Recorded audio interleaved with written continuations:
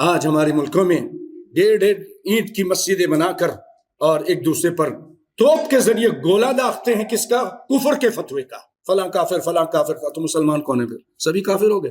وہ اس کو کافر بولتا ہے, وہ اس کو کافر بولتا ہے, سب ایک دوسرے کو کافر بولتے ہیں. میں آپ کو ایک چھوٹا سا سچا واقعہ سناتا ہوں. ثناء اللہ امرتسری رحمہ اللہ مناظر اسلام تھے, بہت بڑے عالم تھے. انہوں نے ہر قسم کے بڑے بڑے جو ہندوؤں کے علماء تھے, جو عیسائیوں کے, آریہ سماج کے, سب سے مناظرہ کیا اور سب کو ہرا دیتے تھے. بڑے اللہ نے ان کو ذہن عطا کیا تھا. قادیانی سے مناظرہ کیا, یہ بھی ہارا. تو یہ ثناء اللہ امرتسری ایک مناظرہ تھا ہندوستان میں بہت بڑا, غالباً آریہ سماج کی طرف سے. تو یہ اسٹیج پر تھے, تو وہ اٹھا, بڑا تیز تھا وہ بھی, کہنے لگا میں تو مسلمانوں سے مناظرہ کرنے آیا ہوں.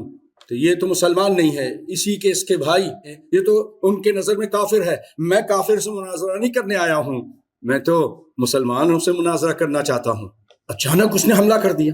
یہ اللہ کے فضل کرم سے ان کا دماغ اللہ نے بہت اعلیٰ بنایا تھا. ابوالکلام آزاد نے جب ان کی وفات ہوئی تھی کہا تھا کہ ایک وقت میں دنیا کے سارے جتنے مذاہب اگر ان سب سے مناظرہ کوئی کر سکتا تھا تو وہ مولانا ثناء اللہ امرتسری رحمہ اللہ تھے. یہ ایسے پائے کے عالم تھے. کھڑے ہو گئے, اسٹیج پہ آئے, کہنے لگے سنو, میں تجھے بھاگنے نہیں دوں گا, تو راہ فرار اختیار کر رہا ہے. ہمارے اسلام کے اندر قاعدہ ہے, کوئی کافر, تم مجھے کافر بولتے ہو, ٹھیک ہے میں کافر ہوں, لیکن مسلمان ہونے کا طریقہ ہے کہ وہ کلمہ شہادت پڑھے. میں پڑھتا ہوں اشہد ان لا الہ الا اللہ وحدہ لا شریک لہ واشہد ان محمدا عبدہ ورسولہ. اب تو میں مسلمان ہوں, آ میرے ساتھ مناظرہ کر.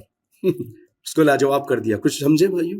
تو کلمہ پڑھنے والا چاہے کوئی بھی ہو, ایک مرتبہ کلمہ پڑھ لے تو اس کو آپ کافر نہیں کہہ سکتے.